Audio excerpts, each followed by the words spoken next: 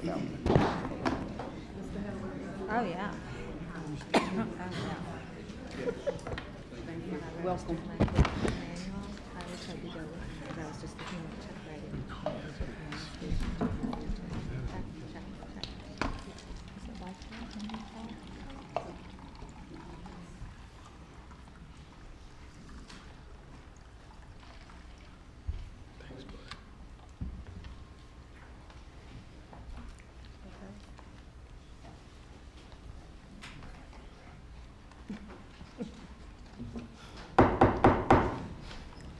I'd like to call the July 27th meeting of the Board of Education to order, please. Welcome to the July 27th meeting of the Jefferson County Board of Education. Prior to this meeting, the board conducted a work session to discuss strategy 4.23, intervention and response, and other work session to discuss Vision 2020 and board development. Board Member Jones is unable to be here tonight. He's out of town, and I will bring some greetings from him in a few minutes. But at this time, I would ask that you join us in our traditional moment of silence, please.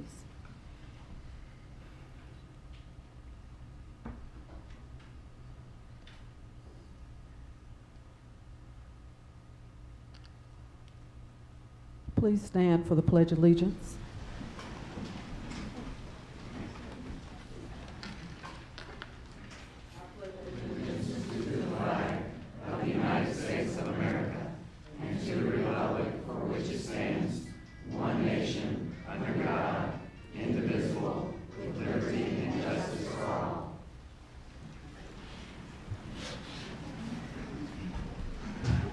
Board Member Chris Brady will read our vision statement, please. Thank you.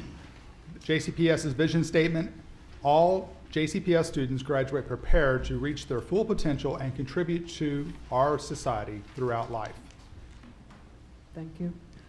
Before I introduce Terry Robinson, I do want to read the remarks from Board Chair Jones, because we have two wonderful members of our staff that will be retiring at the end of this month. And I want to read his thoughts and comments because I want it recorded. I could have done it upstairs, and I refused to do so, so he can put me in timeout for that. But it's important that we say good things at the right time for good people that have helped our organization. So his comments are: I regret that long-scheduled family vacation has taken me out of town for this bittersweet occasion. It's bitter because the district has depended for so long on the legal advice and wisdom of Rosemary Miller and the deep data-driven knowledge and analysis of Bob Radosky. We will miss their experience, calm, and institutional knowledge. But it's sweet because you've earned your retirements and the excitement of what comes next for each. Thank you, Bob and Rosemary, for your service to our city and its children. Best wishes in the next stage of our journey, and I'm saying that on behalf of Board Chair Jones and the board. Could we please give them a round of applause?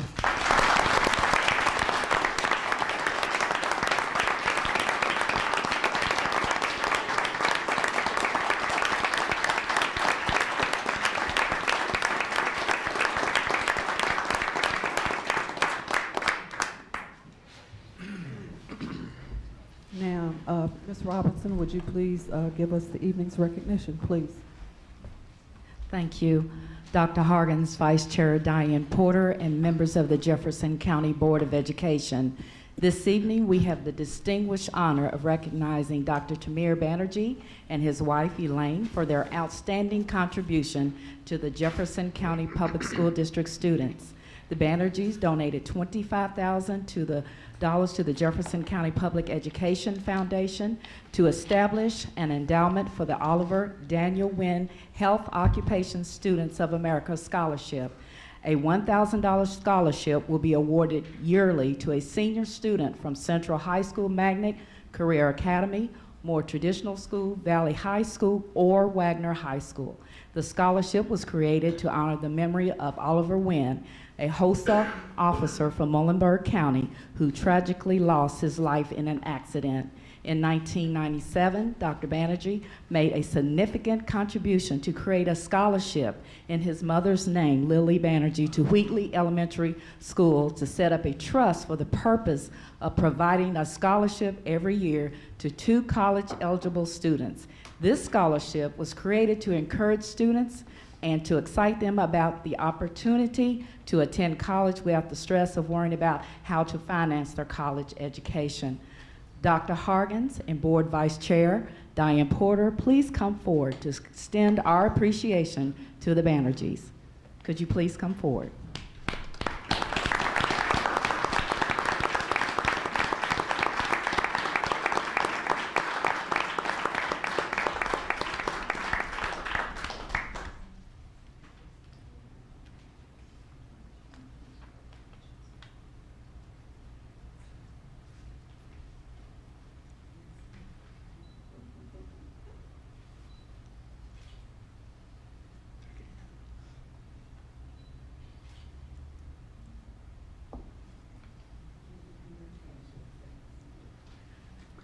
Dr. Hargens and members of the Jefferson County Board of Education, this concludes our recognitions for this evening. Thank you.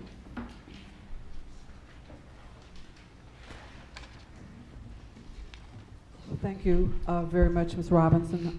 Is there a motion to receive the recognition? Mr. Brady, second. Mr. Hathaway, all those in favor? Motion carries unanimously. Thank you very much. Moving on to the minutes, is there a motion to approve the minutes of the June 22nd meeting? Mr. Brady, second. Dr. Wilner, all those in favor? Motion passes unanimously. Thank you so much. At this time, Dr. Hargens will present the superintendent's report. Thank you, Vice Chair Porter and members of the board. It's my pleasure to call to your attention a few items of special interest. I'd also like to add my congratulations to Ms. Rosemary Miller and Dr. Bob Radowski on their retirements. Ms. Miller has been with the district since 1984 and Dr. Radowski since 1983. Thanks to both of you for your years of service and your contributions to the students of the Jefferson County Public School System. And I'd also like to thank again and recognize Dr. Tamir Banerjee and his wife Elaine. They're really community partners in education for their outstanding contribution to Jefferson County Public Schools. The district extends its sincere appreciation for their commitment, support, and diligent efforts.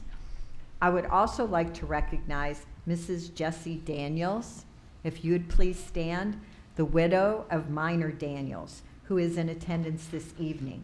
Minor Daniels was a JCPS teacher and administrator actively involved in the community for many years. He served as a teacher at Mezquite Middle School and as an administrator in various positions, including Director of Community Organization and Neighborhood Operations, where he assisted in establishing neighborhood stations.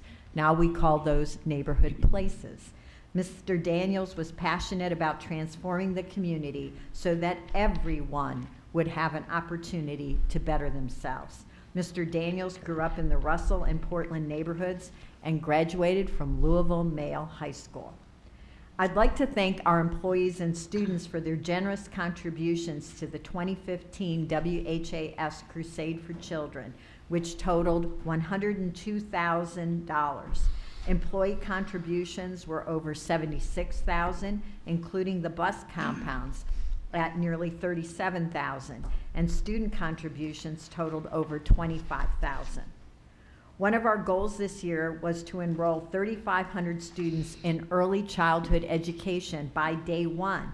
I am pleased to announce that we have exceeded that. We now have enrolled 3,625 students, and we're now hoping to approach 4,000 by the start of the school year.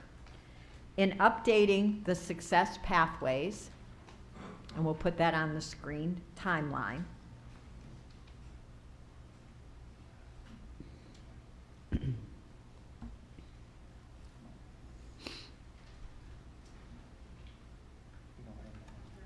okay, we don't have it? Okay, and updating the Success Pathways timeline, and that's the timeline where we turn things red or green and yellow. I just want to tell you for the new school on Bashford Lane where we are. All students have been reviewed for appropriate placement. The staffing process is continuing and almost complete. The Success Pathways Institute was held this last week, July 22nd to the 24th. In regard to building modifications, the middle school is complete and the high school is nearly complete. Today, the offer was given, and Don Dillard accepted and is the new principal of the school. And tonight, board members were asking your approval to rebrand this school on Bashford Lane as Minor Daniels Academy. Can you believe it? We now have 15 days before the 15-16 school year starts on Wednesday, August 12th. And there is the countdown. So Vice Chair Porter, this concludes my report and my recommendation for approval of the consent agenda later in the meeting. Okay, thank you, Dr. Harkins. I do see that Principal Don Dillard is here. Would you please stand so we could recognize you, please?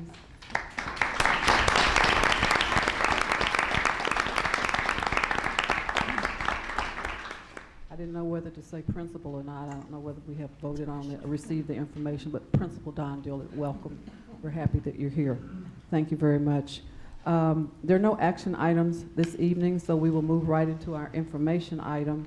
And Dr. Harkins is going to introduce this report, but I have to have a disclaimer before we start because it's on record that when we did this one other time, I said to Dr. Razor that it was critical that we got it right 13 times. So here's the second time. It's critical that we get it right on the first day of school. Dr. Harkins. And as we said, August 12th is our first day of school, and there's lots of work that goes into preparing for a great first day. So Dr. Razor is going to talk briefly about those preparations. Ms. Porter, I couldn't agree more. I think we state that actually every first day task force, that this is critical. And it is critical for the reputation of the school district, so people feel safe to send their children with us, that we do have a flawless or as close to flawless first day of school as we can. And as Dr. Harkins just alluded to too, the countdown really began today. When we hit the 15-day mark, that's when things go into effect.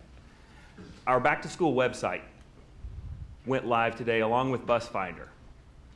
So parents have a one-stop shop where they can find, with internet access, they can find any information they would need to know about the school year and about what they're going to need for their school, and by school even in some instances. But really what I wanted to talk with you about today, and this is really a summary of a presentation that I've given, now I think this would make the fourth time, so I've really distilled it. I know we have some new board members, but I just want to remind everybody the steps that we take to have a successful opening of school. And the first component of that is preparation. We start preparing for the next school year in September. The week after Labor Day, we get together while it's still fresh in our mind, and we have 2 weeks of after-action reviews regarding the first days of school. We talk about what worked, we talk about what didn't work, and then we try to diagnose why things didn't work. And from that, we adjust our plan. The first day task force is an exemplar of the plan, do, check, act methodology. Always refining, but sticking to our key process. The task force is made up, what I think that makes it so special is it's made up from representatives, and sometimes multiple representatives, from all the components that go into having a great first day of school. So we have communications there, we have transportation obviously there, we have academics in the room, we have student assignment in the room, we have IT in the room, as well as other groups that all play into the first day of school. Once our plan is put together, we meet, and when I say we, I mean bus compound officials and bus drivers meet individually with all of their schools and talk through their protocols. Assistant superintendents remind the protocols remind their schools of the protocols, as well as the next the next essential part of a successful first day of school is communication, and that communication starts internally, making sure that we're all on the same page, that we all understand how the first day of school is supposed to run, how the student tagging process is supposed to run. Then, from the external side, we have the back to school website that we've told you about. This year, actually, also, to streamline things and make it less confusing on parents, we've sent one back to school packet to families, when sometimes in the past, you might receive 2, 3, even 4 communications from the district. Also, right on the outside of the envelope that they got, told parents exactly what was inside the envelope so it didn't get thrown away. You know, here is information about this, forms you need to fill out. And then, starting on the Sunday before school starts, which would be August 9th, 485 RIDE, our transportation and first day hotline, goes into effect. And another way to communicate with parents and answer their questions, hopefully proactively.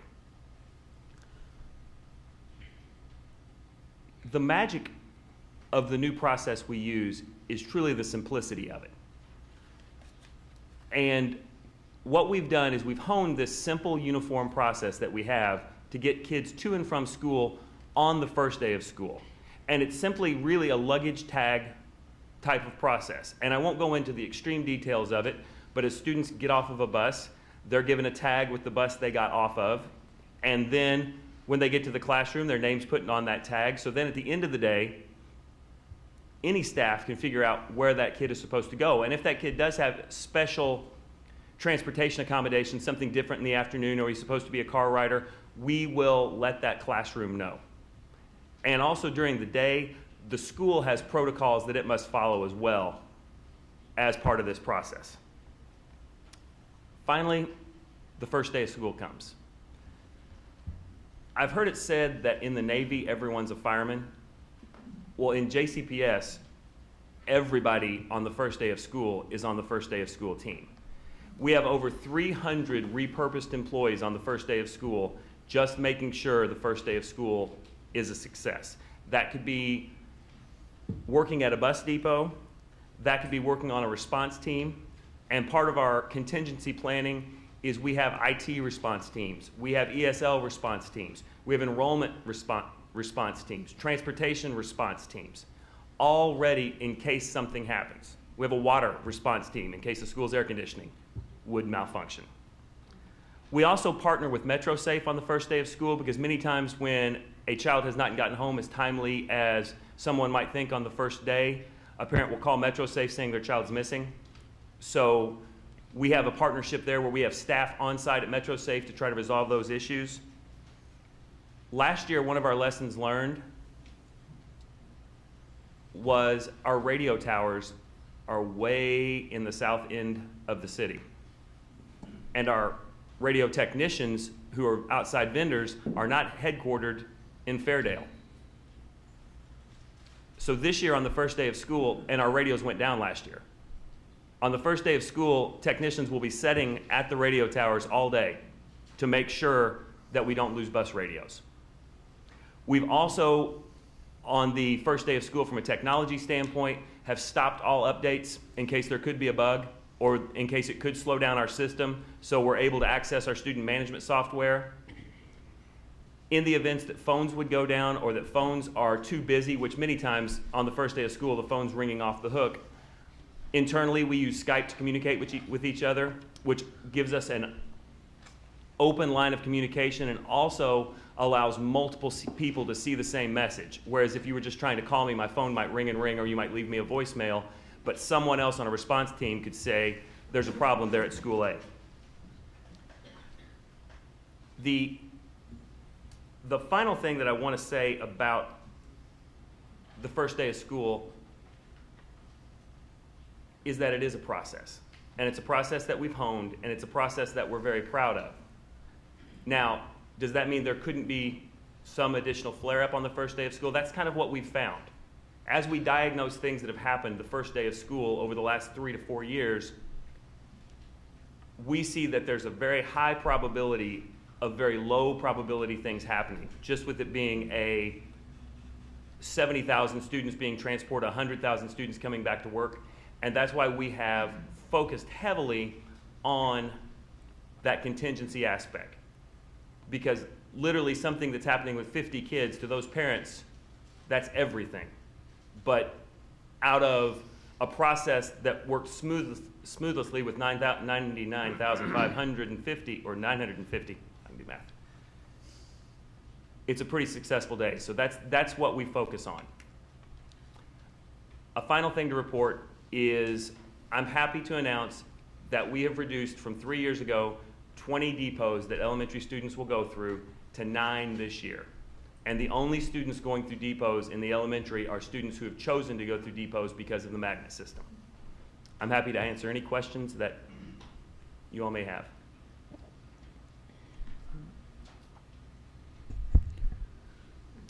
Ms. Duncan?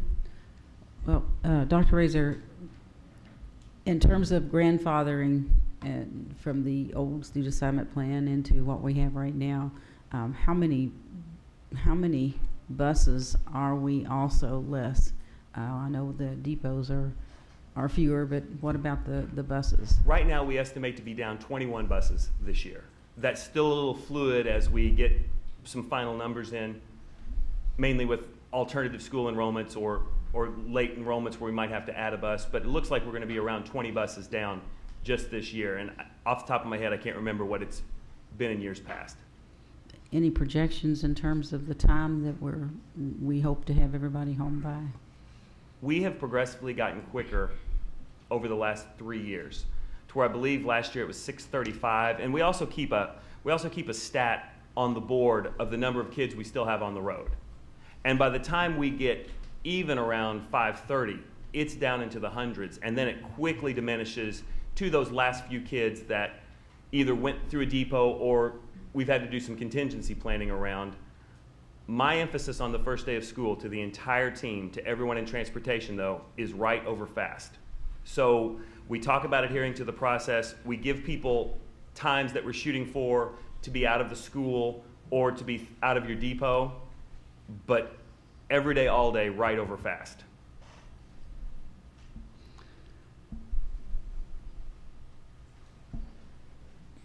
No other questions? Well, it's critical that we get it right. So at this point, is there a motion to receive the report? Mr. Brady, second. Mr. Hathaway, all those in favor? Motion passes unanimously. Thank you, Dr. Razor.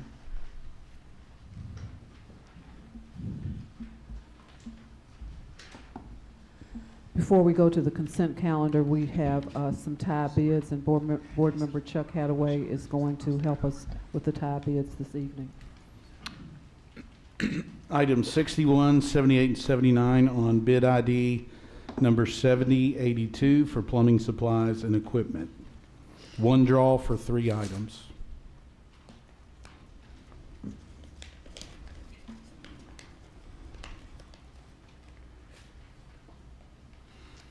And the item is awarded to Plumbers Supply Company.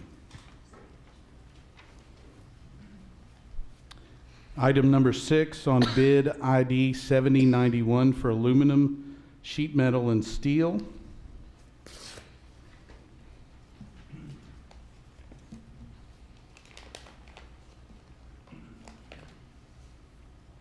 And the item is awarded to Neil LaVille Supply. Thank you, Mr. Hathaway. We do have 2 speakers on the consent calendar, but before I call them up, I will ask board members, are there any items that you want to pull down? And then we will have our speakers. Mr. Brady? Yes, I'd like to, excuse me, pull down item 8E.8. Would you say that again, please? Item 8.E.8.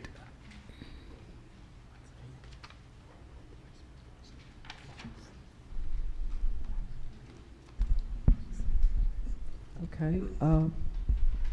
Ms. Duncan? I'd just like to pull down W.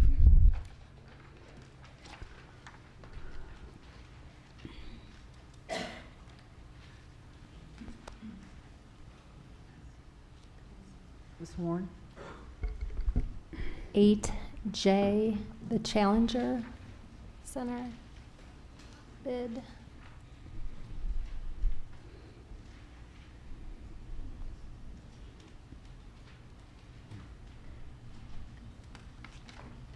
Other items? Okay, our speakers, before we pull these items down, is our first speaker is Aaron Corbelow. This process is each speaker has 3 minutes to address the board. At the end of 2.5 minutes, a bell will sound once. You will then have 30 seconds to finish your statement. At the end of 3 minutes, the bell will sound twice, indicating that your time is up. Aaron? She was supposed to go first. I beg your pardon? She was supposed to go first on the list. Is that okay? Can we switch? Is all we're asking. If not, go ahead. I'm happy if you would like for Gay Edelman to go first, but this is the way I received the list with, in the order, I believe that it, Yeah, I think we. am I correct, Kathy? That's how we said it on the reserve. Okay, so Ms. Edelman, if you'd like to go first, you will have 3 minutes to address the board. At the end of 2.5 minutes, the bell will sound once. You will have 30 seconds to finish your statement. At the end of 3 minutes, the bell will sound twice. Thank you and welcome. Thank you. Hi, my name is Gay Adelman, and according to tonight's agenda, the proposal will cost, for the Challenger Learning Center, will cost JCPS $75,000, and JCPS will receive 10% of all mission revenue. These two lines raise more questions than answers. We've tried to no avail to have a seat at the table to be sure the proposal will be successful for JCPS as well as the students at Shawnee, the community, the West End, the Challenger Center, and Kentucky Science Center. We are cautiously optimistic about the Kentucky Science Center proposal, but are banking on promises from Dr. Hargens that the proposal will greatly expand the number of JCPS students who benefit and learn from the center, that there will be no interruption in service, and that she is dedicated to adding more hands-on STEM enrichment opportunities for our students.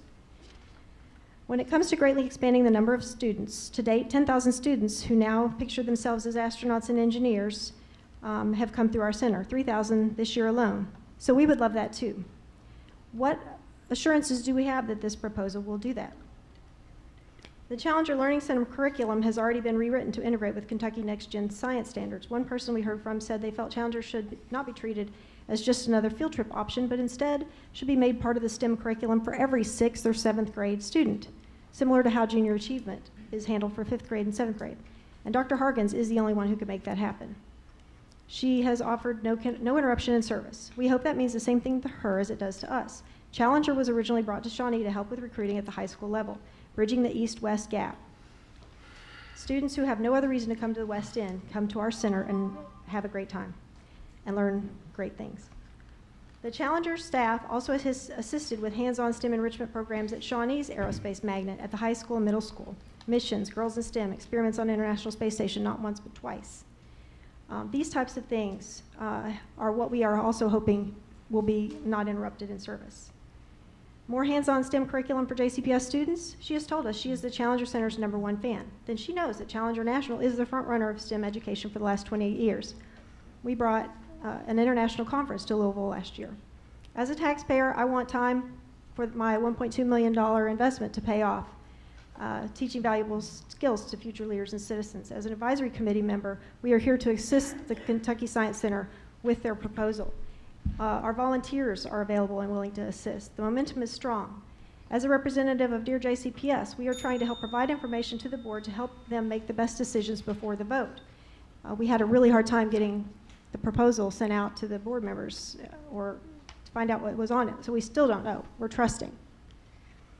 Our final mission is tomorrow at 10. Our staff, our seasoned staff that rewrote all this curriculum, will be conducting their final mission tomorrow. We hope that Kentucky Science Center, if they're here, as well as any of the board who would like to come wish them farewell for their hard work, will come out and pick their brains. Thank you. Thank you so much. Aaron? Thank you. All right, and thank you for letting us speak again. We as parents and stakeholders are looking forward to the partnership with the Kentucky Science Center. I am actually a lifetime member of the Science Center. I know they have the ability to take the Challenger and grow it to allow more students of JCPS to take advantage of this amazing hands-on STEM learning experience. The CLC board looks forward to working with Kentucky Science Center to ensure not only the center's success, but that our students don't lose out on learning experience they have access to by having the Challenger Center under JCPS's management. Examples of these learning opportunities are Girls in STEM, Space Tango, Mission Discovery, Google Hangout with real astronauts that just happened this last year, and student experiments being sent on the International Space Station. They've actually set up a lab where middle school students can work real time with astronauts in the International Space Station and do experiments together. We want to make sure those experiences don't disappear. These are priceless hands-on STEM educational opportunities for our students. We want to ensure that these opportunities remain accessible without interruption. Given that aerospace is the #1 industry in Kentucky, over $7 billion last year alone, having a facility like the Challenger Center is a vital piece of the education for all the students in Jefferson County. We would love to see the Challenger Center under KSC's management take on a JA model whereby all 6th graders or 7th graders complete a mission when they are enrolled in JCPS schools, as the curriculum is aligned with those next-gen standards. We're eager to help the Kentucky Science Center hit the ground running for this school year. Thank you very much. Thank you. Moving on to the items that have been pulled down by the board members, I think, Mr. Brady, you had the first item 8, which was the roof replacement at Watson Lane Elementary School. Is that correct? Yes. I'd just like to vote on this particular item separately. I think that there are great students and staff at Watson Lane, but that is very close to the largest source of pollution within Jefferson County, and I have no desire to support putting over $500,000 into that school. The next item to be pulled down is J, Ms. Horn, the approval of bids, tabulations, contract renewals, and amendments. I was interested specifically in just having Dr. Hargens tell us just a little bit more about the exciting opportunity that the Science Center partnership with JCPS and the Challenger Center can bring expanded opportunities to our children. Thank you for the opportunity. Actually, a request for proposal was issued, which had very specific specifications, including alignment with the curriculum, including expanding the number of students that would be through the center. So as you can imagine, that we got one proposal, and it was from the Kentucky Science Center. So, and the Kentucky Science Center, through the review process, met all of those specifications. So, so we're excited about their proposal and about working with the Kentucky Science Center. And will it be like a field trip, kind of partnering up maybe with the Science Center and Shawnee High School? You know, is it going to remain located there, I guess? Absolutely. The Challenger Center never questioned that it was going to remain at Shawnee, and the goal is to bring more students through the opportunity and really to have them learn science through the experience. So that really was what they issued the proposal for. Will Shawnee students still be able, I know they were kind of integrating into their curriculum, will they still be able to, like, will that still happen? Well, it's not moving, so Yeah. so the alignment with the curriculum and the opportunity for students to experience will still be there. It's not going anywhere. Is it like a cost-based program then, more like it'll be like a field trip with like additional fee or something? Well, it currently has a fee Yeah. that students pay, and there have been opportunities where students have been had the opportunity where someone else funded it or a grant funded it. So all of those things will certainly still be in place. So the goal is to have more students through the center.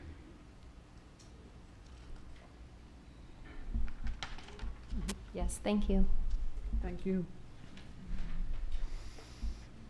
The next item is item W, Ms. Duncan, approval of school fees.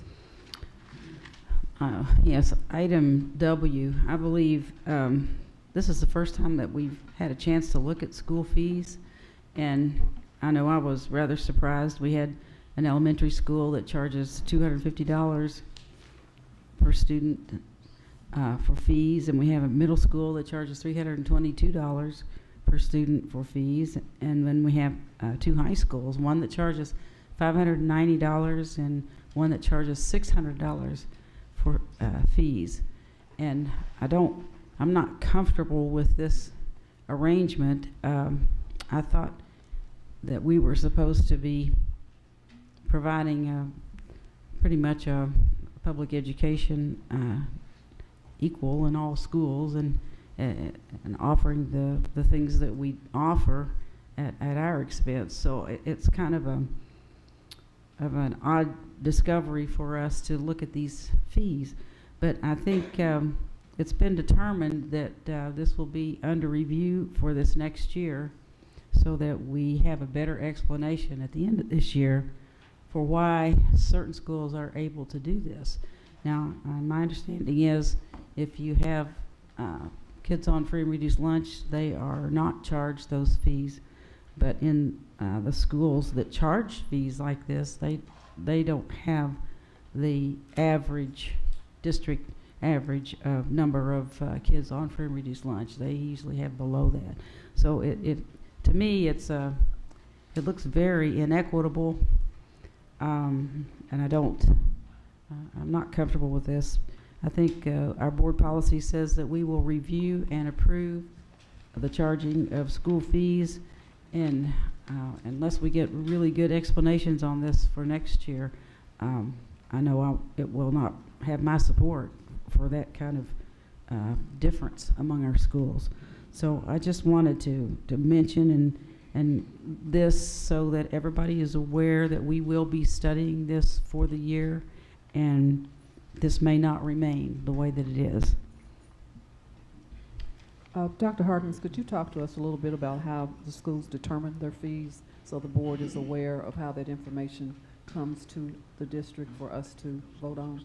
Well, actually, about 6 weeks ago, Eddie Munns, the Director of Accounting, really compiled all the school fees in a report for the board that made it very easy to see, as Ms. Duncan is describing, what the fees are. So right now, schools individually determine the fees. SBDMs are involved in that determination, but it is to come to the board. So I commend Mr. Munns for presenting it in a way that was really understandable to the board, because that provides us an opportunity. It is a baseline, so if we consider this year to be a baseline year, and then any changes to it can be reviewed and looked at. Now, I believe it was Dr. Hensley and Mr. Munns met with principals, and principals felt strongly that for this year that they be allowed to do it. And Ms. Duncan pointed out something really important, that nobody is excluded from an activity because they cannot pay. So that is one of the caveats, that's one of the requirements that the school shall provide for every student. So given that, and given that the schools actually made those decisions at the school level, we're bringing it forward to approval, but for a baseline to work this year to consider any changes or guidance that we would give to schools. Thank you. I think Ms. Horn had something else that she wanted to pull down. Yes, I have 8E7. It is the roof replacement of Zachary Taylor. Okay, Ms. Horn. Dr. Razor, can you tell a little bit about the Zachary Taylor roof replacement? And you think it was very needed? Yes, it was very much needed by all means. Our evaluation of the roof basically showed that it was floating on top of the structure in massive need of replacement. Right, and there's been discussion, Zachary Taylor, whether the long-term plans of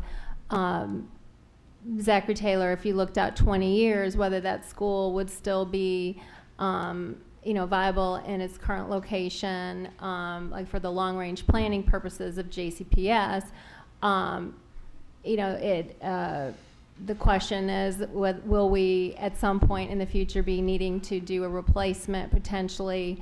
If we're looking at the students that are attending or lack thereof from a local resides perspective, and who actually is attending the school, that the needs may have changed of the district, but in the immediate needs of Zachary Taylor are that even though it's going to cost almost $900,000, it's kind of like, Chris, the math you're doing with the other school, Watson, there is some calculation that we are looking at the same kind of thing with Zachary Taylor, but we have to, I'm going to vote to replace the roof.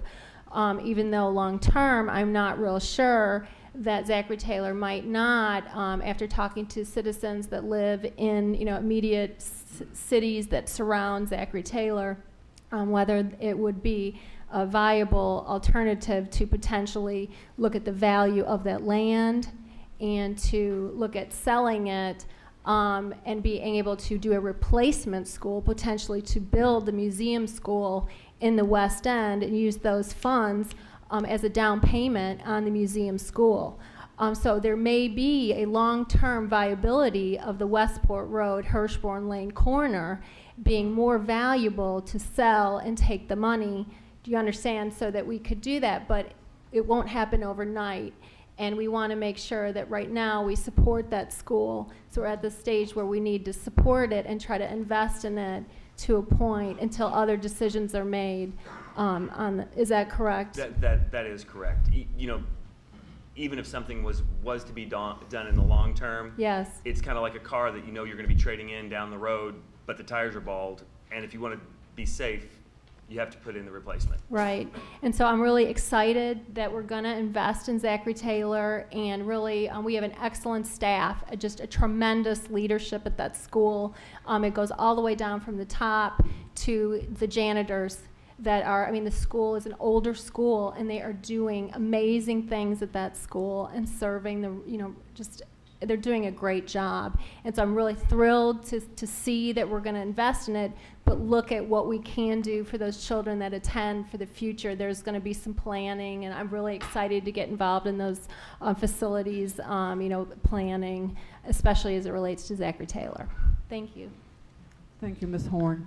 I want to kind of summarize and be clear that people don't walk out the door saying that we're getting ready to tear down Zachary Taylor, because we're not. I just want to be clear. And the other piece, because I do represent West Louisville, there's been no conversation at this point about building an additional school down there. So I want to be clear to our community that the board will receive proposals and things in a timely manner, and I don't want anyone to walk away thinking that the conversation, it was a good conversation about roof replacement, because many of us board members have schools that need replacements. So again, the conversation was about the roof replacement at Zachary Taylor and nothing else. There is a process, because this is really important, because somebody will go away and say, guess what they're going to do. There is a process for anything that will come to the board as it pertains to building a school or anything like that. So thank you, Ms. Horn. But just to clarify, because that was a great conversation that mentioned lots of things, but back to the agenda item, it was roof replacement at Zachary Taylor Elementary School. So thank you. Having said that, I think Ms. Duncan. But do you mind if I say something about item X? I did not ask to bring it down, but I would like to bring it down. Item X is the approval to rename the school. Yes, ma'am. No, I don't mind that you do that at all. And before you do that, is there anything else that I need to write down that people want? Because this is getting to be a little erratic. Sure. Mr. Brady? In addition to item X, and I do apologize for this late thought, but since Ms. Daniels is here, if we can actually have this as a separate vote so we can honor that and not just be it wrapped up into some part of consent item, because I think this is a pretty important vote, and I think that since she's here, this might be important to her as well. Okay. Ms. Duncan? Mr. Brady just stole my thunder. Ms. Daniels, that was her idea. Was that it, Ms. Duncan? That was it. Okay, so at this point, I will accept a motion to approve the consent calendar except item X, which is the renaming of the school, and item 8, which is the roof replacement at Watson Lane Elementary School. So at this point, is there a motion to approve the consent calendar minus those 2 items? Ms. Duncan, second. Ms. Horn, all those in favor? Motion passes unanimously.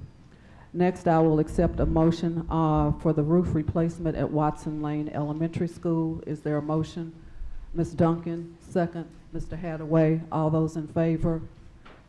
Hadaway, Horn, Porter, Wilner, and Duncan, all those opposed? Mr. Brady, thank you. I will accept a motion to rename the Jefferson County Metropolitan School the Minor Daniels Academy. Is there a motion? Ms. Porter motions. Is there a second?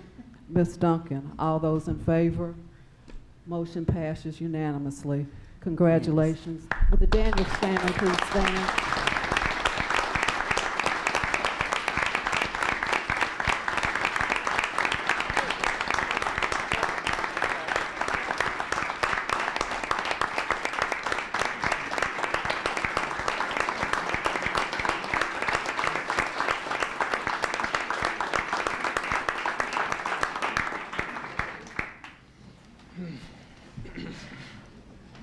Thank you very much. We will now move on to board reports and requests in the planning calendar. Board reports, request, and discussion of the planning calendar. So board reports and requests. Mr. Brady. I'm not quite sure how to actually word this. What I'd like to find out is we've had an incident within the news within the last few days that's actually quite disturbing. And this relates to, I think it relates to an article that was in Insider Louisville with a coordination between some organizations locally to discuss how we are dealing with sex education within our schools. And I know that this is somewhat of a case-by-case basis because of SPDM policies and whatnot. But I do have an overarching concern about how this is being done, and it's being done in an effective way. So I'd like to know if there might be some way we might be able to get a report on that, or if the district can look at this in a way that is going to be somewhat comprehensive and helpful to our SPDM so they can make clear and defined decisions regarding policy, not policy, but curriculum at these schools regarding sex education. Others? Dr. Wilner? Yes, for the Minor Daniels Academy, I was just hoping that we would be able to hear directly from committee members who've been advisory to the opening of that new school. And the second request is would like an update on the magnet schools review. I don't know if that's been put on hold during the strategic planning to see how that meshes with that, but the last we had heard there was going to be a new community task force formed to review that, and I would just like an update on that. Thank you. Ms. Duncan? How did you know? I just know. I was wanting, I think last time I asked about the principals in the 19 schools, or I think it's 18 schools. It's the 18 schools because 19 was something else. 18 schools where we have the no-mow zones, and I was just, I had requested that we find out what those principals were using those no-mow zones for. So I mean, really it was a curiosity question for myself, and more so than anything else, but I didn't know whether you were able to get that information or not, Dr. Hargens. Dr. Razor has to get that to you. All right, thank you. And we're not at the calendar yet, so I'll just wait. I have another request on the calendar. I don't think we've moved on to the planning calendar yet. Are there anything else on board reports and requests? I want to do a couple of things under board reports. This summer we had an opportunity to have events for students for extended learning. One that I had an opportunity to attend, the closing ceremony, was for literacy and chess at Wheatley Elementary School, where we had taken students and taught them chess and literacy in a short time period. And the students wrote a play that they presented, and it was a courtroom scene. And the topic was who stole the hot dog, I think, which was relevant for them. But there was a judge, there was a court reporter. So the goal was to teach literacy, but also in a very short time to teach these young people chess.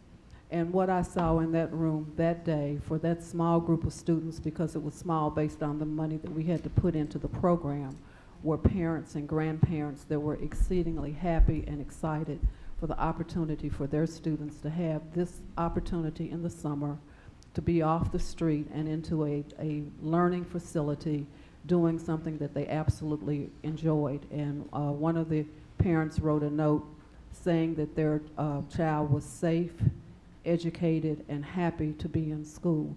And too often we don't give shout outs for the good things that we do for our students. So I wanted to take a minute to say that and to congratulate everyone that made that possible. And I know we had other programs during the course of the summer. There is a need for that. And we have students that will participate in larger numbers if we have the money to fund it. So a thank you to all staff, to all parents, and to all students that participated. Also last week, Dr. Wilder and I had an opportunity to attend a conference with the Council of Urban School Boards, and in that meeting, there will be a proposal coming out in September for a coding curriculum, coding at the elementary level. We have done coding in Jefferson County. We were one of the first at the beach and other places, and President Obama acknowledged one of our students when he was here. So when the gentleman made the announcement, we got his card and we have sent that to the district, hoping that we will have an opportunity to submit our proposal for a coding curriculum for elementary school. So those are the two things that I had to report for this evening. Thank you. And at this point, we will move on to the planning calendar. Ms. Duncan. Okay, just a couple items. One we mentioned earlier on the summative report on attendance and suspensions for the, now that the year is over, if we can find that out. I would also be curious about unexcused absences. That's just a number I think we need to track and take a look at, unexcused absences. Then the second item I would like to see, and maybe you had it on there and I missed it, but our plan for 2015, 2016, and bringing back our kids who are not 18.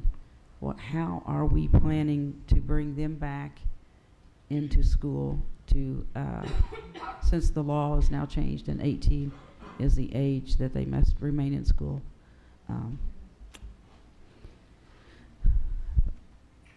I know Dr. Holliday wrote an article Sunday, and he talked about he gave every district $10,000 to come up with a plan, which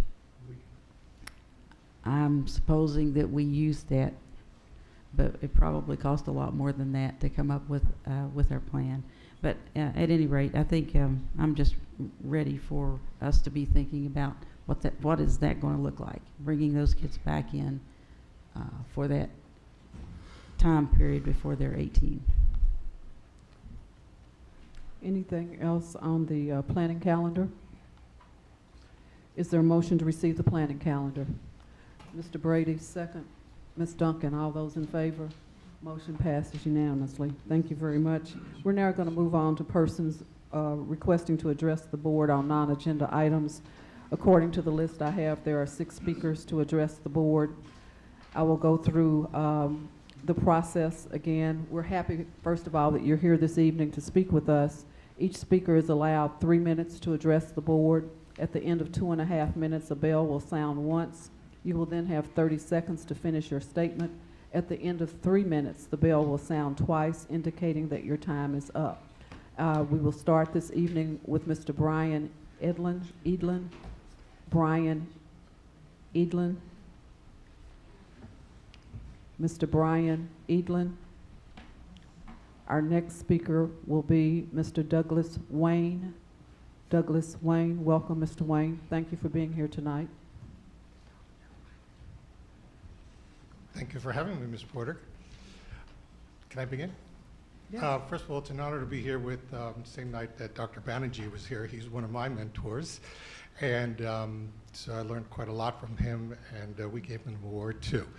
My name is Douglas Wayne. I'm with the nonprofit 501c3 public charity called the Youth Alert. Our real name is War Against Violence Corporation. We're a Kentucky Corp. We're actually headquartered in Lexington, but our registered address and our registered office is here in Louisville, off Hubbard's 26th district. We've had Youth Alert events here. These are live public events that geared towards violence prevention and health. And we've had a wonderful experience. We had Akron Burton speak at one of our events, Dan Mullins, it was incredible. And now we're working with the most wonderful Donna Benton at Practical Living in the Curriculum, and others with Jackie Westman, another great guy. You have tremendous personnel. And we bring this youth violence prevention program into the schools, into your schools. We did about 25 years, middle and high schools this last year. It's actually the third year of our program. The first time we're going into the schools. We normally did like court designated workers or justice and first of all, let me say, I mean, it's not a bad kid in your school and there's not a bad school. I mean, it was just wonderful. Every experience is great.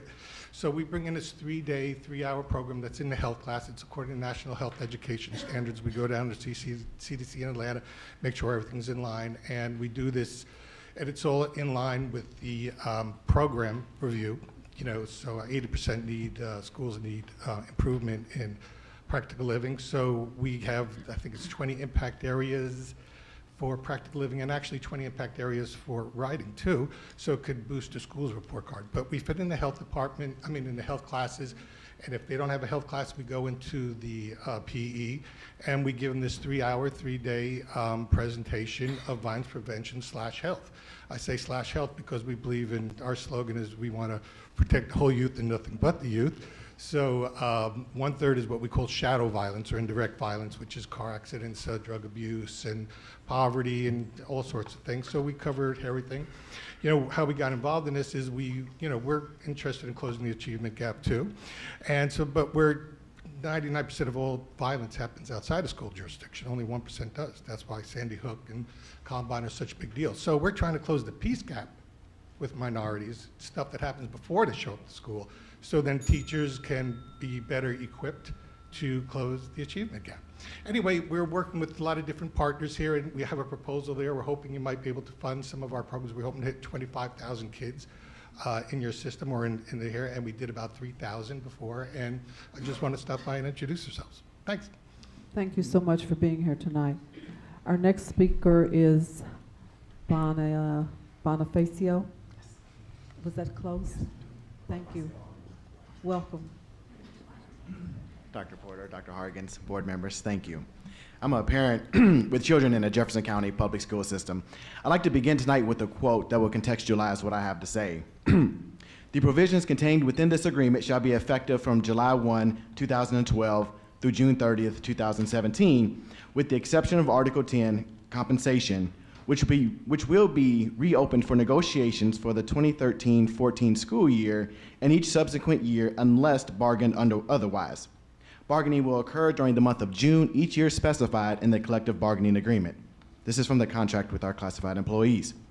Tomorrow, on July 28th, will mark 1 year and 1 month to the day that I stood here addressing you all to negotiate for fair raises for our teachers and our classified employees here in JCPS. It is sad that things have to go this route seemingly every year now. It is sad that last year JCPS never negotiated with our classified employees, in spite of the quote I just read you from their agreed upon contract. Let us not confuse the passage of a raise schedule with actual negotiations. You see, negotiations between two parties require that both be present and both have a voice in the process. Whereas one party forcing the other party to accept something is not negotiation. As we stand here today with only 4 days left in the month of July, not June, we know that JCPS has not attempted to negotiate compensations and wages with our classified employees as represented by AFSCME Local 4011. For the second year in a row, the very contract agreement between employer and employee will be trampled on by the employer, by JCPS. This coming at a pivotal time when our children are preparing to return to the classroom, when our children are paying attention to the news for any updates on what the school year may bring.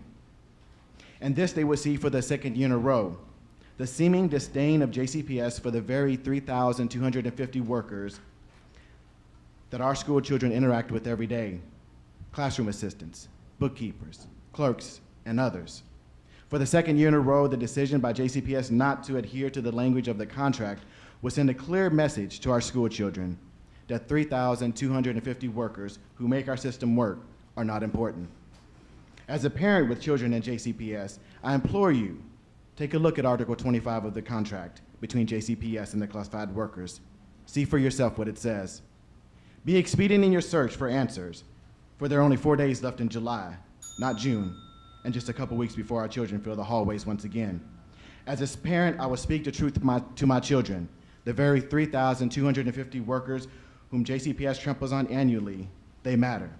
The families of these workers matter. The livelihood of these workers matter. My children, whose education in part depends on these workers, matter. And because they matter, we will never be silent when their rights are violated. We will not be silent as 3,250 workers are treated as if they are unimportant. Thank you. Thank you for being here this evening. Our next speaker is Beverly Moore. Ms. Moore, Beverly Moore.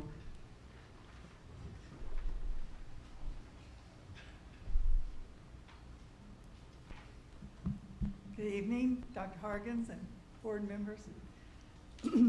I was inspired to speak to you tonight by President Barack Obama.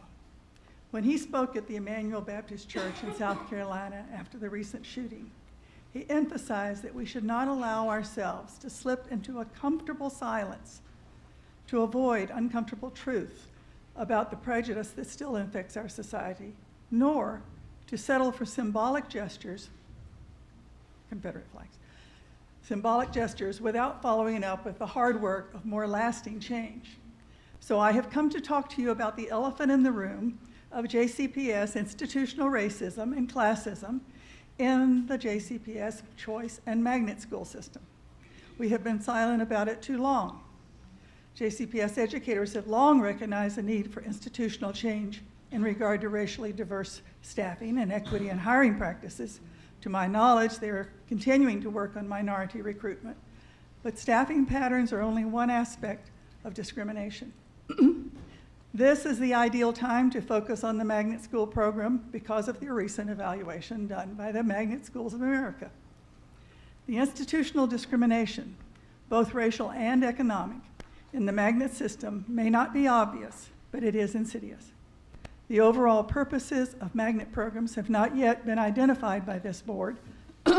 Originally, however, the purpose for developing a choice system, which now includes the magnets, was to provide racially diverse and equitable schools without using the alphabet system for pupil assignment. To what degree it has accomplished that purpose has not been determined by the school system as far as I know. The early success, apparent success, seems to be waning. Do magnet schools contribute to equity or exacerbate discrimination?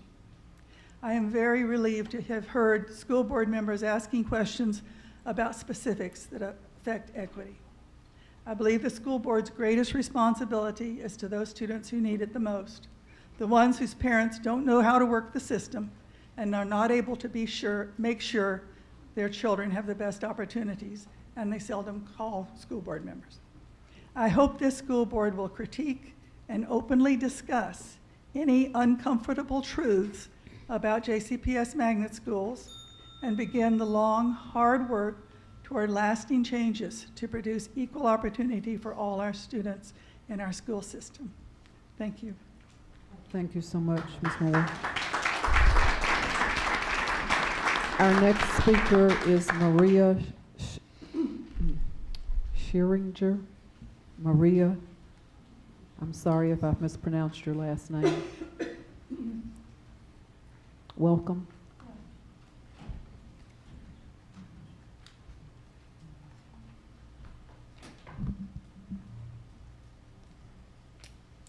Hello and good evening, Dr. Hargens and esteemed school board members.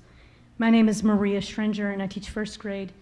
And I'm here on the behalf of students and teachers, and I have two issues. One is the over-testing in JCPS, especially for elementary students, and also the pay for the assistants in the classroom.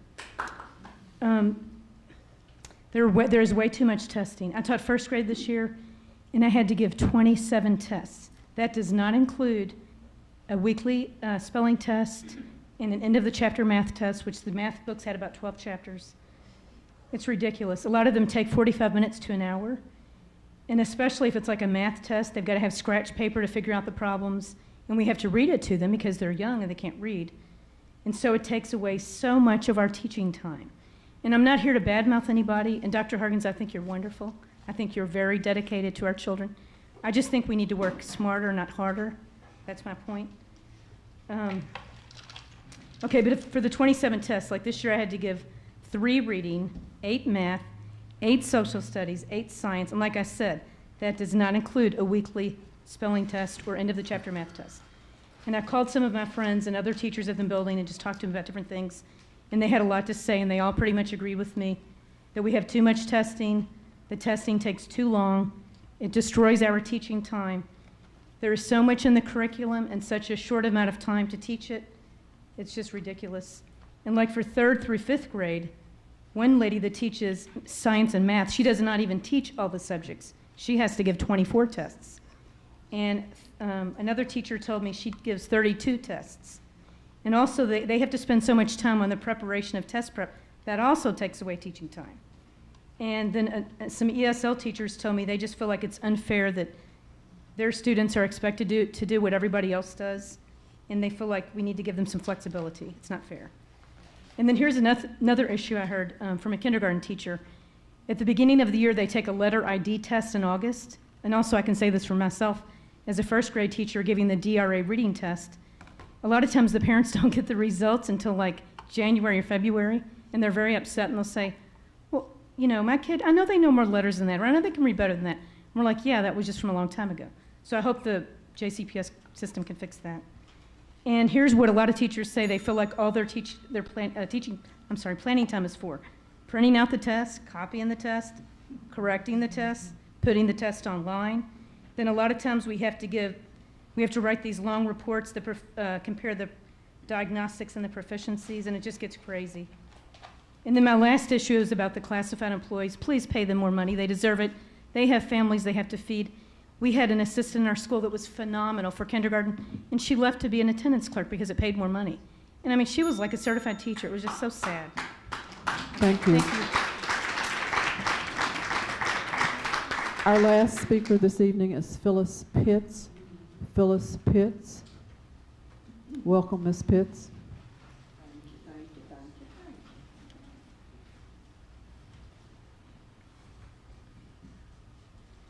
Greetings, Dr. Hargens and fellow board members. Again, let me hear myself. Again, I come before you again, first as a former ECE student, and now as an ECE employee. I attended William H. Perry Elementary, which is now Roosevelt Perry. Back in my school days, you didn't see special needs kids. We stayed in the house. Visiting teachers came to our house. Visiting teachers came to our hospital beds. I learned that dog was a noun from my visiting teacher. I learned how to spell that R-E-D spell red from my visiting teacher. Okay, so now you see, I didn't have Big Mac switches and voice boxes to speak for me. I had the love of my family, PT, and the power of prayer that got me through. Now I'm faced as an ECE employee to fight for fair wages because I am JCPS classified. Students can't afford to lose the stability and support from their favorite teacher. As an ECE employee, it should not come down to paying the rent or working with my students because I am JCPS classified. As I said before, I come to work standing on a prayer that I can do everything that I'm capable of doing so that my students can reach and achieve the highest goal that they're capable of achieving. Because I am JCPS classified, I'm not worthy of a pay raise. JCPS is still letting me know, as well as showing me that I'm not worthy. So I ask, am I not important? I enjoy working in the ECE department. My light is still shining bright. No, it's shining brighter. This little light of mine, I'm gonna let it shine, let it shine, let it shine, let it shine, because I am JCPS classified, and I thank you. Thank you.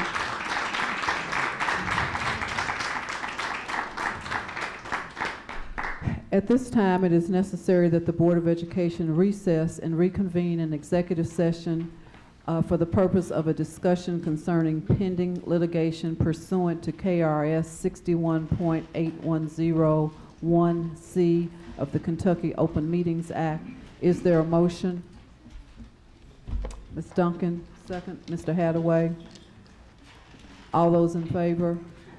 Motion passes unanimously. For the board members, we will be in the first floor conference room, please, as quickly as possible.